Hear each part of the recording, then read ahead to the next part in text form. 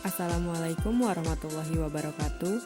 Kami dari kelompok 3 yang beranggotakan Sartika, Rohimatun Nikmah, Mutiha Larasati, Devania Pratiwi, dan Trivinda.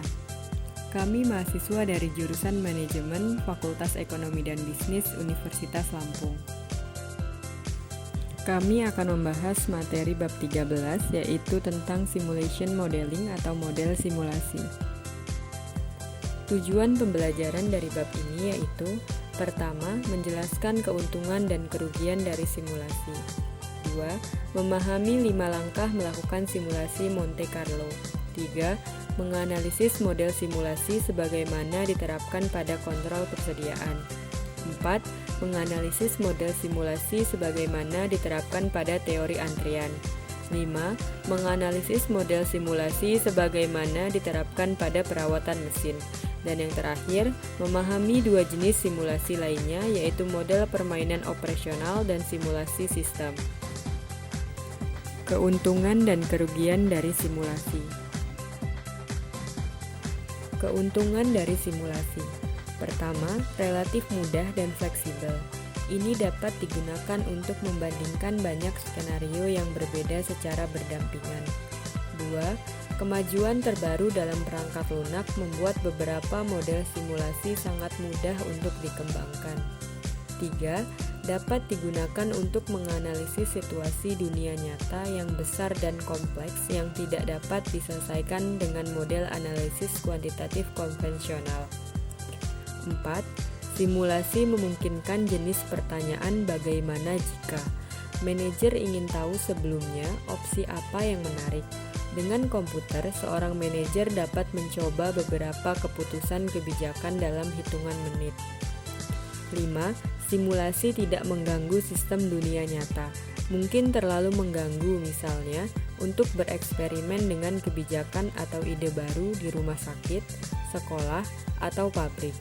Dengan simulasi, percobaan dilakukan dengan model, bukan dengan sistem itu sendiri. 6. Simulasi memungkinkan kita untuk mempelajari efek interaktif dari masing-masing komponen atau variabel untuk menentukan mana yang penting. 7. Kompresi waktu dimungkinkan dengan simulasi. Efek pemesanan, iklan, atau kebijakan lainnya selama berbulan-bulan atau bertahun-tahun dapat diperoleh dengan simulasi komputer dalam waktu singkat. 8. Simulasi memungkinkan dimasukkannya komplikasi dunia nyata yang tidak diizinkan oleh sebagian besar model analisis kuantitatif. Kerugian dari simulasi. Pertama, model simulasi yang baik untuk situasi yang kompleks bisa sangat mahal. Seringkali proses tersebut panjang dan rumit untuk mengembangkan model. 2. Simulasi tidak menghasilkan solusi optimal untuk masalah seperti halnya teknik analisis kuantitatif seperti kuantitas pesanan ekonomi, pemrograman linier, atau PERT. Ini adalah pendekatan coba-coba yang dapat menghasilkan solusi yang berbeda dalam proses yang berulang. 3. Manajer harus menghasilkan semua kondisi dan kendala untuk solusi yang ingin mereka periksa. Model simulasi tidak menghasilkan jawaban dengan sendirinya. 4. Setiap model simulasi itu unik. Solusi dan kesimpulannya biasanya tidak dapat ditransfer ke masalah yang lain. Baik, di sini saya akan menjelaskan mengenai materi simulasi Monte Carlo. Ketika suatu sistem mengandung unsur-unsur yang menunjukkan kesempatan dalam perilaku mereka, metode simulasi Monte Carlo dapat diterapkan. Gagasan dasar dalam simulasi Monte Carlo adalah untuk menghasilkan nilai-nilai untuk variabel yang menyusun model yang dipelajari. Ada banyak variabel dalam sistem dunia nyata yang probabilistik di alam dan bahwa kita mungkin ingin mensimulasikan. Beberapa contoh dari variabel-variabel ini mengikuti 1. Permintaan inventaris setiap hari atau setiap minggu. 2. Waktu tunggu untuk pesanan inventaris tiba.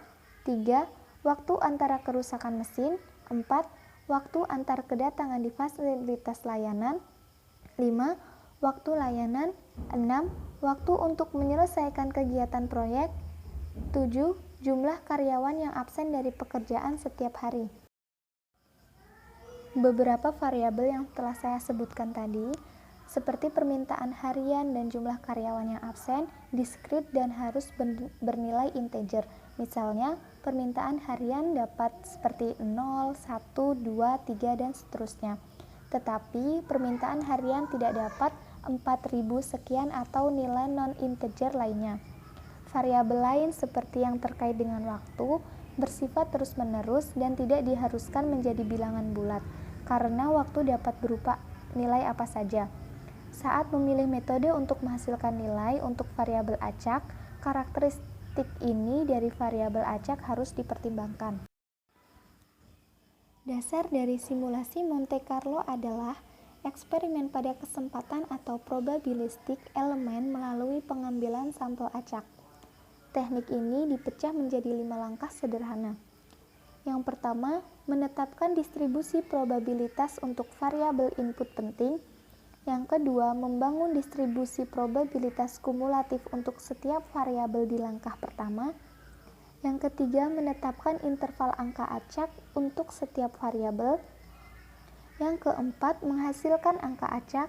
Dan yang kelima, mensimulasikan serangkaian uji coba. Contohnya, ban otomatis Hari menjual semua jenis ban, tetapi ban radial yang populer menyumbang sebagian besar dari keseluruhan penjualan. Mengakui bahwa biaya persediaan bisa sangat signifikan dengan produk ini, Hari ingin menentukan kebijakan mengelola inventaris tersebut. Untuk melihat apakah itu permintaan akan terlihat seperti periode waktu tertentu, ia ingin mensimulasikan permintaan harian untuk jumlah hari. Penjelasan lebih lanjut mengenai 5 langkah simulasi Monte Carlo, yaitu yang pertama, menetapkan distribusi probabilitas. Salah satu cara umum untuk menetapkan distribusi probabilitas untuk variabel yang diberikan adalah memeriksa hasil historis.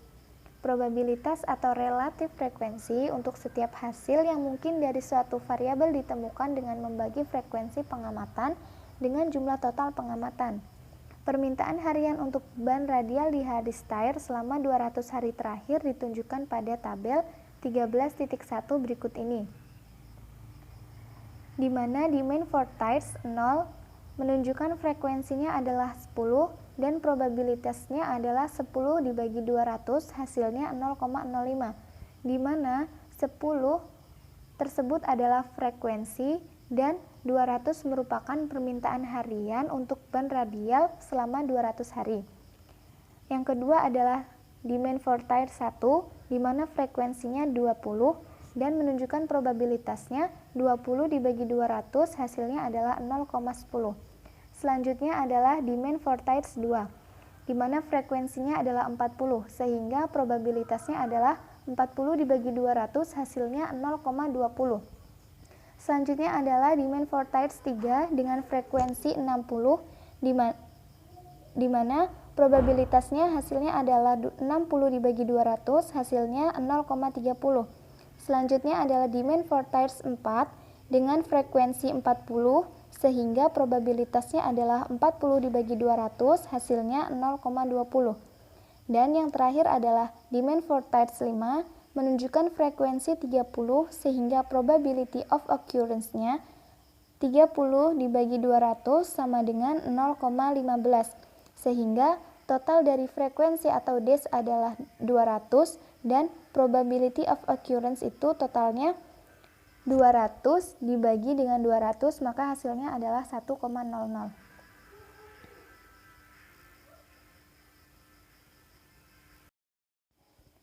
Dari tabel 13.1, data dikonversi ke distribusi probabilitas.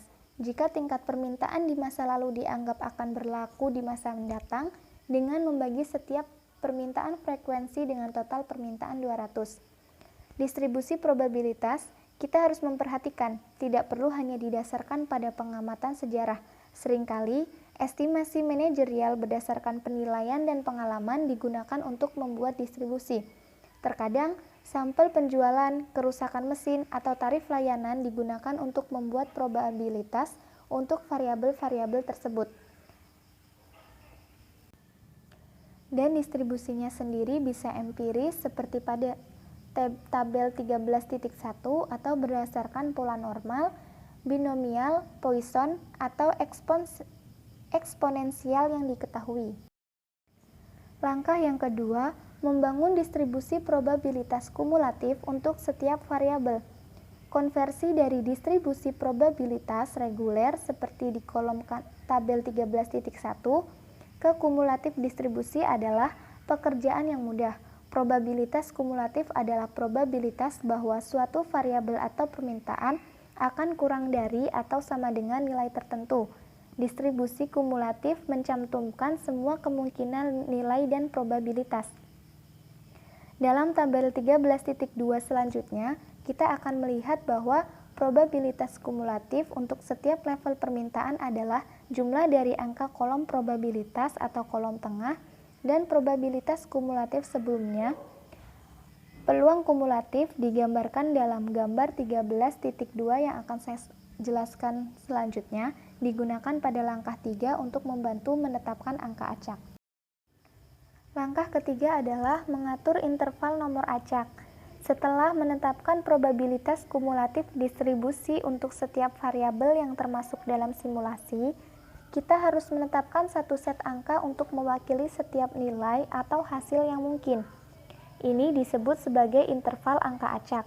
Angka acak dibahas secara rinci pada langkah 4. Pada dasarnya, angka acak adalah serangkaian digit, katakanlah 2 digit dari 01, 02, 98, 99, dan seterusnya yang telah dipilih oleh proses yang benar-benar acak.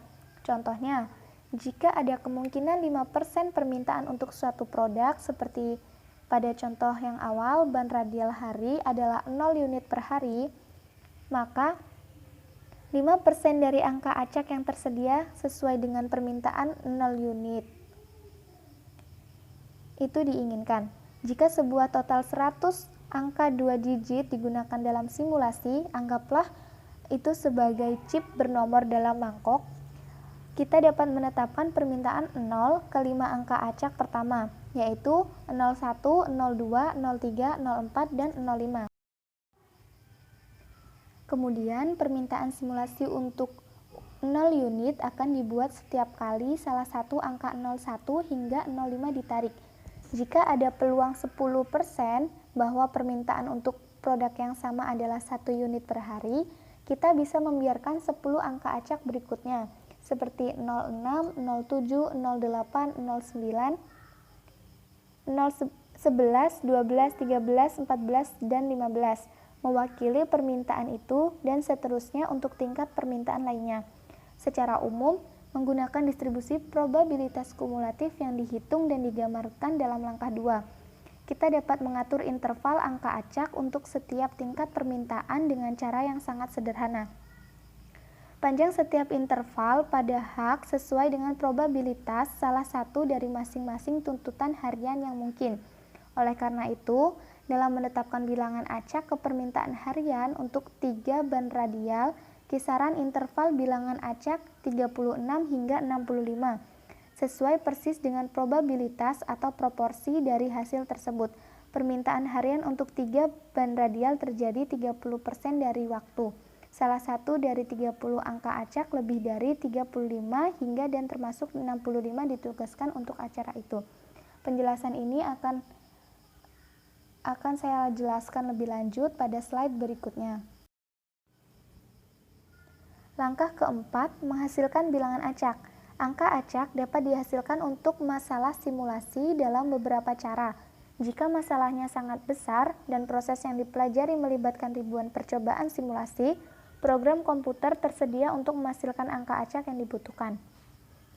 Pada tabel 13.2 seperti yang saya bicarakan pada slide ke-13 bahwa di main vortex yaitu 0, 1, 2, 3, 4, 5, pada demand vortex yang 0 menunjukkan frekuensi 0,05 dan probability of occurrence adalah 0,05.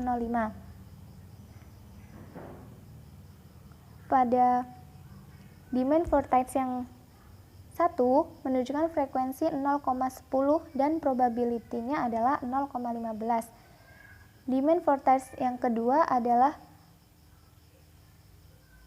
menunjukkan frekuensi 0,20 dengan probabilitas adalah 0,35. Demand for tiles 3 menunjukkan frekuensi 0,30 dan probability of occurrence adalah 0,65. Demand for tiles 4 menunjukkan frekuensi 0,20 dengan probability adalah 0,85 dan demand for tiles 5 menunjukkan frekuensi 0,15 dengan probabilitas 1. Jumlah frekuensi pada setiap demand merupakan hasil dari probability of occurrence dari tabel 13.1. Dan jumlah pada probability of occurrence pada demand for tiles 0 adalah 0,05. Demand for tiles pada yang 1 itu menunjukkan probability-nya adalah 0,15. Itu merupakan hasil penjumlahan dari demand for tier 1 di frekuensinya adalah 0,10 dijumlahkan dengan demand for tier 0 dengan frekuensinya adalah 0,05. Dan untuk probability of occurrence selanjutnya adalah seperti itu. Pada demand for tiers yang kedua, angka 2 itu menunjukkan probability-nya adalah 0,35, di mana itu dihasilkan dari demand for tiers 2 dengan frekuensi 0,20 dijumlahkan dengan demand for tiers 1 di mana frekuensinya adalah 10, hasilnya adalah 0,35 dan seterusnya. Selanjutnya adalah grafik representasi dari distribusi probabilitas kumulatif. Di sini dilihat ada kumulatif probability dan daily demand of radials, di mana kumulatif probability-nya adalah 0,00, 0,20, 0,40, 0,60, 0,80, dan 1. Daily demand for radials 0, 1, 2, 3, 4, dan 5. Di mana pada daily demand for radials 0 menunjukkan kumulatif probability 0,05. Daily demand for radial 1 menunjukkan kumulatif probability 0,15. Daily demand for radials 2 menunjukkan kumulatif probability 0,35 dan daily demand for radials 3 menunjukkan kumulatif probability 0,65 dan daily demand for radials 4 menunjukkan kumulatif probability 0,85 dan daily demand for radials 5 menunjukkan kumulatif probability 1,00, di mana penjelasan ini akan lebih saya jelaskan pada slide ke-18. Di sini saya akan menjelaskan terlebih dahulu mengenai representasi tier demanded, di mana 0,05 dengan 0,15 ini representasinya adalah 1 dan pada 66 dan 65 dan 86 dan 85 itu menunjukkan representasi 4 tiers demanded. Langkah kelima adalah mensimulasikan eksperimen dengan daily demand 0, probability 0,05, kumulatif probability 0,05, dan interval of random number 1 ke 5. Maksudnya interval of random number 1 ke 5 ini merupakan simulasi dari 5 hari permintaan Harris Tier, dan daily demand yang kedua adalah 1, di mana probabilitasnya adalah 0,10 sehingga kumulatif probability-nya 0,15 dengan interval of random numbers 6 ke 15. Kumulatif probability didapatkan dari kumulatif probability dari daily demand 0 yaitu 0,05 dijumlahkan dengan probability daily demand 1 yaitu 0,15 hingga hasilnya 0,15. Daily demand 2 menunjukkan probability 0,20 sehingga kumulatif probability-nya 0,35. Interval of random numbers-nya 16 ke 35. 0,35 didapatkan dari kumulatif probability dari daily demand 1 dijumlahkan dengan daily demand 2 atau probability-nya sejumlah 0,20 sehingga hasilnya 0,35. Daily demand 3 menunjukkan probability 0,30 dengan kumulatif probability 0,65, interval of random numbers 36 ke 65. Cara untuk mendapatkan kumulatif probability sama seperti yang sudah saya jelaskan. Untuk daily demand 4, yaitu probability-nya adalah 0,20 dengan kumulatif probability 0,85, di mana interval of random numbers-nya 66 ke 85. Dan yang terakhir, daily demand 5 dengan probability 0,15, kumulatif probability-nya adalah 1,00, di mana interval of random numbers-nya 86 ke 100. Nah, hal ini berhubungan dengan grafik representation dari distribusi probabilitas kumulatif yang saya jelaskan pada slide 17, di mana representasi dari 0,05 dan 0,15 adalah 1. Hal ini jelas tertera pada interval of random numbers, di mana 1 ke 5, dan itu untuk daily demand yang 0, sedangkan daily demand yang 1 itu adalah 6 ke 15. Jadi jarak antara 5 ke 6 adalah 1, dan untuk 15 ke 16 dari daily demand 1 ke daily demand 2 adalah 1 juga. Untuk 35 dan 36, di mana itu berada pada daily demand for radials yang kedua, itu merupakan angka acak atau random numbers. Dan untuk angka 85, 86, dan 66 dan 65 itu menunjukkan representasi 4 times demanded, di mana jarak antara 65 dan 66 adalah 4, dan 85 dan 86 adalah 4. Sedangkan untuk interval yang ke 100 itu menunjukkan representasi 00.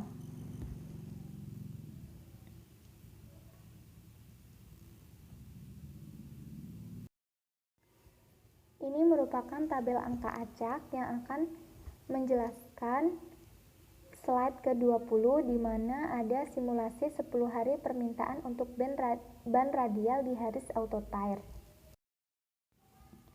Hasil simulasi dapat berbeda dari hasil analitis dalam simulasi singkat.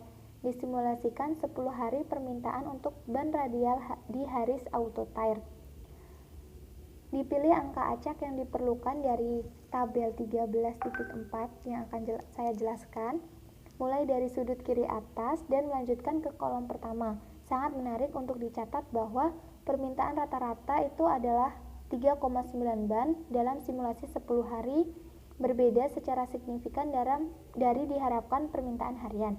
Berikut ini merupakan tabel 13.4, di mana harinya seperti yang disimulasikannya yaitu 10 hari, maka terdiri dari angka 1 hingga 10 dengan random number yang memilih dari slide 19 dari tabel angka acak yaitu 52. Sejumlah simulatif daily demand-nya adalah 3. Pada hari kedua, random number-nya 37 dengan simulasi daily demand-nya adalah 3. Dan hari yang ketiga mengambil random number 82 dengan simulasi daily demand-nya adalah 4. Untuk hari yang keempat, random number-nya adalah 69 dengan simulasi daily demand-nya adalah 4. Dan hari yang kelima, random number-nya adalah 98 dengan simulasi daily demand-nya adalah 5. Hari ke-6, 96 random number-nya dan simulasi daily demand-nya adalah 5. Hari ke-7, random number-nya adalah 33 dengan simulasi daily demand-nya adalah 2. Hari yang ke-8 menunjukkan random number 50 dengan simulasi daily demand-nya adalah 3. Hari ke-9 menunjukkan random number 88 dengan simulasi daily demand-nya 5. Dan pada hari yang terakhir yaitu hari ke-10, random number-nya adalah 90 dengan simulasi daily demand-nya adalah 5. Sehingga hasil dari simulasi daily demand-nya adalah 39 dibagi dengan simulasi 10 hari, sehingga totalnya adalah 3,9.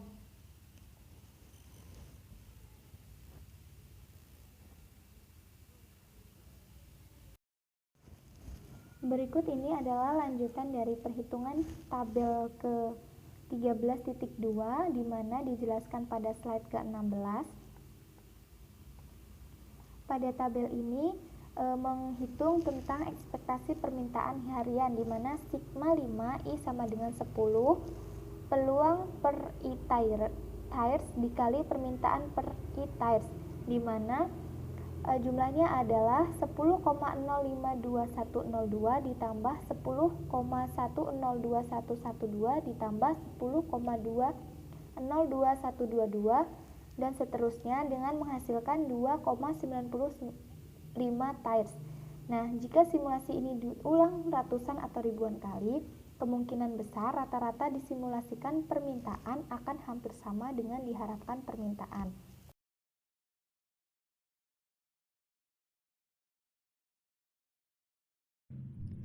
Selanjutnya yaitu simulasi dan analisis persediaan. Pada bagian ini disajikan masalah inventaris dengan 2 variabel keputusan dan 2 komponen probabilistik. Pemilik toko perangkat keras ingin menetapkan sejumlah pesanan dan memesan kembali untuk produk tertentu yang memiliki permintaan harian probabilistik dan memesan kembali waktu tunggu untuk meminimalkan total biaya persediaan barang tersebut. Biaya persediaan dalam hal ini termasuk biaya pemesanan, penyimpanan, dan stock out cost. Toko perangkat keras Simkin. Mark Simkin, pemilik dan manajer umum Simkin Hardware, ingin menemukan kebijakan persediaan yang baik dan murah untuk satu produk tertentu, yaitu bor listrik model S. Karena kompleksitas situasi ini, ia telah memutuskan untuk menggunakan simulasi untuk membantu dalam hal ini. Ada 5 langkah. Langkah pertama dalam proses simulasi ini yaitu mendefinisikan masalahnya. Simkin menetapkan ini untuk memutuskan kebijakan inventaris yang baik untuk bor listrik S. Langkah kedua dari proses ini yaitu Simkin mengidentifikasi 2 jenis variabel, yaitu input yang dapat dikontrol dan tidak dapat dikendalikan.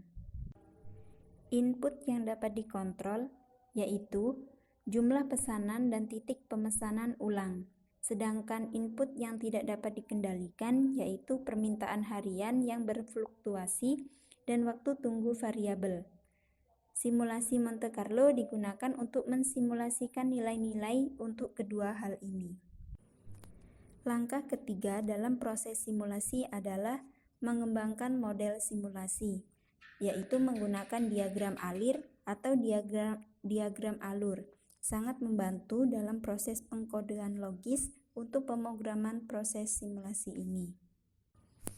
Langkah keempat dari simulasi ini adalah untuk menentukan nilai-nilai variabel yang ingin diuji. Dalam hal ini, Simkin Hardware ingin menguji jumlah pesanan 10 dengan titik pemesanan ulang 5, yaitu setiap kali tingkat persediaan di tangan pada akhir hari adalah 5 atau kurang. Simkin akan menghubungi pemasoknya dan memesan 10 latihan lagi. Jika waktu tunggu adalah 1 hari, maka pesanan tidak akan tiba keesokan paginya, tetapi pada awal hari kerja berikutnya. Langkah yang terakhir yaitu menggunakan metode Monte Carlo dalam simulasi ini. Hasil simulasi dapat berbeda dari hasil analitis dalam simulasi singkat. Disimulasikan 10 hari permintaan untuk ban radial di Harris Auto Tire. Dipilih angka acak yang diperlukan dari tabel 13.4 yang akan saya jelaskan, mulai dari sudut kiri atas dan melanjutkan ke kolom pertama. Sangat menarik untuk dicatat bahwa permintaan rata-rata itu adalah 3,9 ban dalam simulasi 10 hari, berbeda secara signifikan dari diharapkan permintaan harian. Berikut ini merupakan tabel 13.4, di mana harinya seperti yang disimulasikannya yaitu 10 hari, maka terdiri dari angka 1 hingga 10 dengan random number yang memilih dari slide 19 dari tabel angka acak yaitu 52, Sejumlah simulatif daily demand-nya adalah 3. Pada hari kedua, random number-nya 37 dengan simulasi daily demand-nya adalah 3. Dan hari yang ketiga mengambil random number 82 dengan simulasi daily demand-nya adalah 4. Untuk hari yang keempat, random number-nya adalah 69 dengan simulasi daily demand-nya adalah 4. Dan hari yang kelima, random number-nya adalah 98 dengan simulasi daily demand-nya adalah 5. Hari ke-6, 96 random number-nya dan simulasi daily demand-nya adalah 5. Hari ke-7,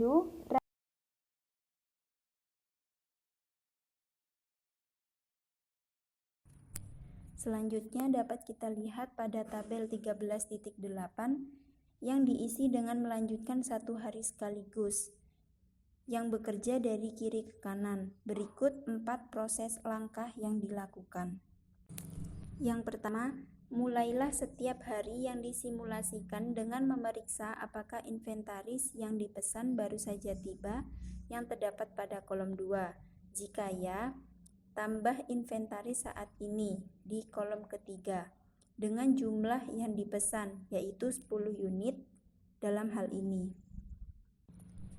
Kemudian proses yang kedua, hasil dari permintaan harian dari distribusi probabilitas permintaan yang ada pada tabel 13.6 tadi dengan memilih nomor acak. Angka acak ini dicatat pada kolom keempat. Kemudian permintaan simulasi dicatat pada kolom kelima. Langkah yang ketiga yaitu hitung persediaan akhir setiap hari dan catat di kolom 6. Mengakhiri persediaan sama dengan persediaan awal dikurangi permintaan. Jika inventaris yang tersedia tidak mencukupi untuk memenuhi permintaan hari itu, penuhilah sebanyak mungkin dan catat jumlah penjualan yang hilang di kolom ke-7.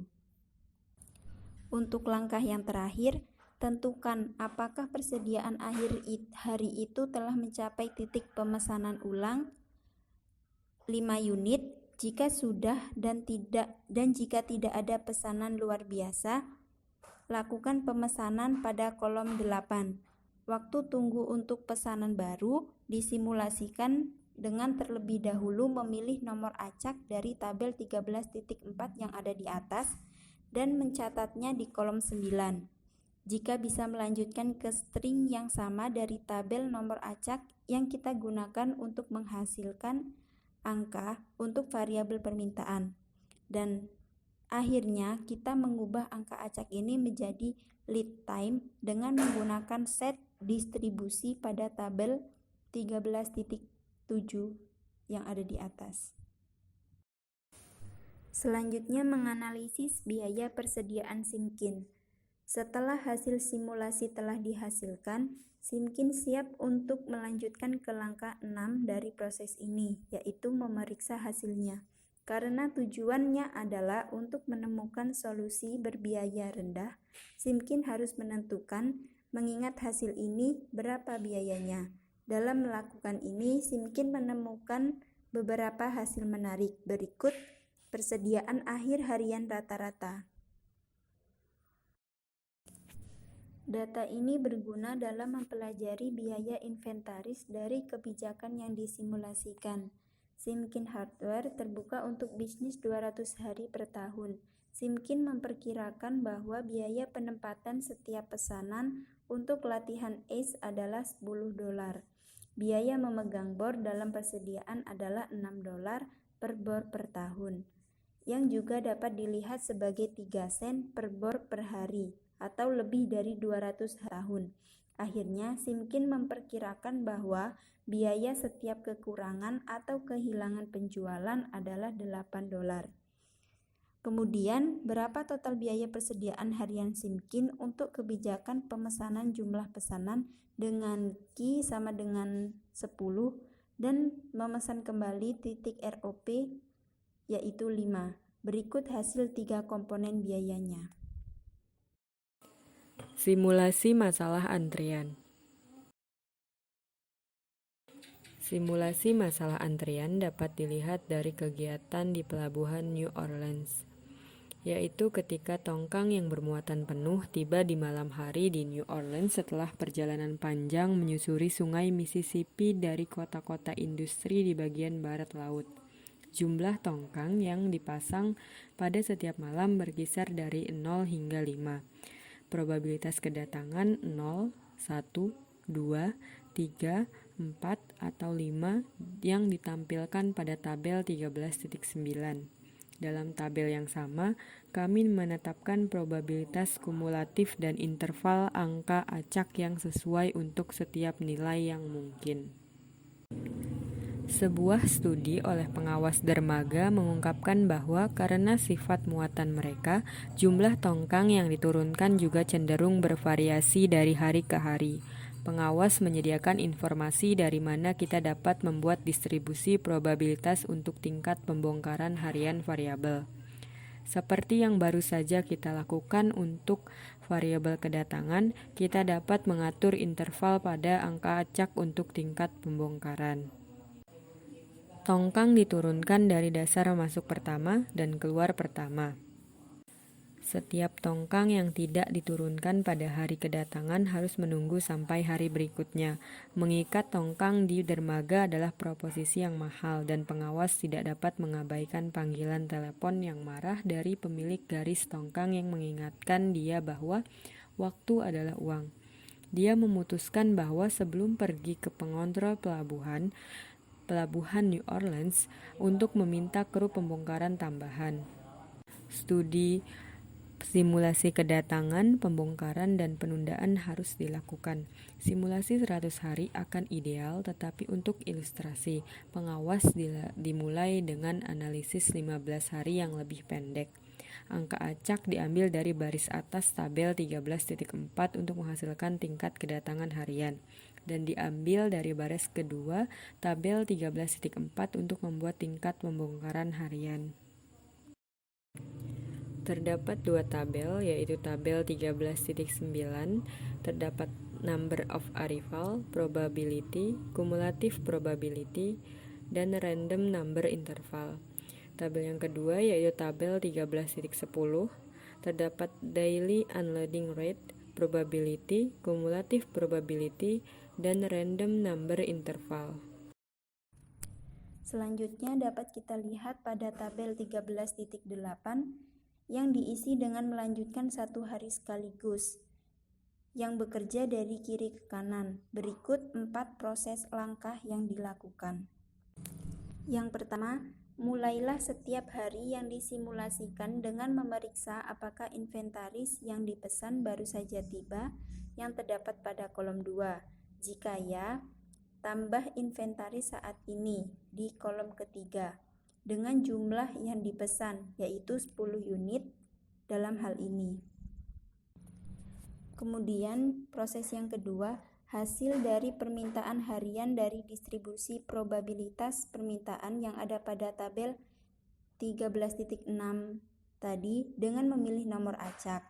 Angka acak ini dicatat pada kolom keempat, kemudian permintaan simulasi dicatat pada kolom kelima. Langkah yang ketiga yaitu hitung persediaan akhir setiap hari dan Kemudian dibuat tabel 13.11 yaitu Queuing Simulation of Part of New Orleans Barge Unloading. Terdapat cara lain untuk mensimulasikan masalah antrian di pelabuhan New Orleans, yaitu menggunakan Excel.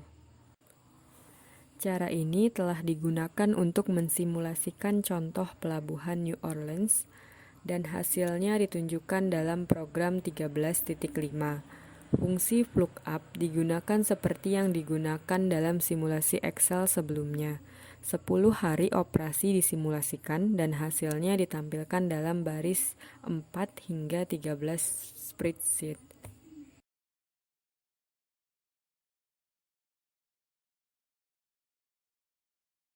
Materi selanjutnya yaitu model simulasi untuk kebijakan pemeliharaan. Banyak perusahaan menggunakan model simulasi terkomputerisasi untuk memutuskan apakah dan kapan harus mematikan seluruh pabrik untuk kegiatan pemeliharaan. Perusahaan dapat memutuskan apakah akan menambah lebih banyak staf pemeliharaan berdasarkan biaya waktu henti alat berat dan biaya tenaga kerja tambahan. Simulasi juga dapat digunakan dalam masalah pemeliharaan lainnya, termasuk analisis pemeliharaan preventif. Analisis biaya simulasi. Untuk menghitung total biaya simulasi pemeliharaan, kita harus mengetahui berapa biaya pemeliharaan dan biaya kerusakan.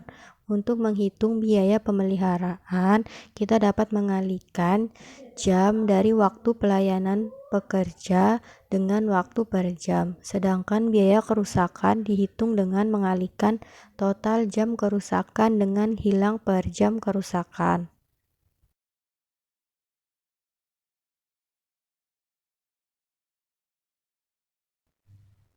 Selanjutnya yaitu masalah simulasi lainnya. Metode simulasi sering dibagi menjadi 3 kategori. Yang pertama yaitu metode Monte Carlo yang baru saja dibahas, di mana metode ini menggunakan konsep distribusi probabilitas dan angka acak untuk mengevaluasi respon sistem terhadap berbagai kebijakan. Dua kategori lainnya adalah permainan operasional dan simulasi sistem. Permainan operasional mengacu pada simulasi yang melibatkan 2 atau lebih pemain yang bersaing, sedangkan simulasi sistem mirip dengan game bisnis karena memungkinkan pengguna untuk menguji berbagai kebijakan dan keputusan manajerial untuk mengevaluasi pengaruhnya terhadap lingkungan operasi. Variasi simulasi ini memodelkan dinamika besar sistem. Simulasi sistem ekonomi sering disebut dengan model ekonometrik, di mana model ini digunakan oleh lembaga pemerintahan, bankir, dan organisasi besar untuk memprediksi tingkat inflasi, pasokan uang domestik dan asing, dan tingkat pengangguran. Verifikasi dan validasi.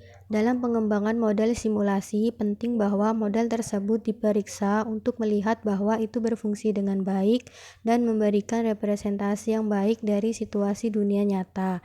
Proses verifikasi melibatkan penentuan bahwa model komputer konsisten secara internal dan mengikuti logika model konseptual.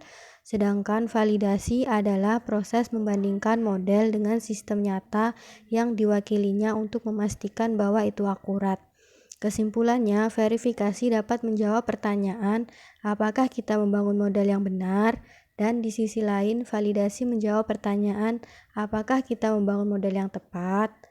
Hanya setelah kita yakin bahwa model itu baik, kita dapat merasa nyaman dalam menggunakan hasilnya.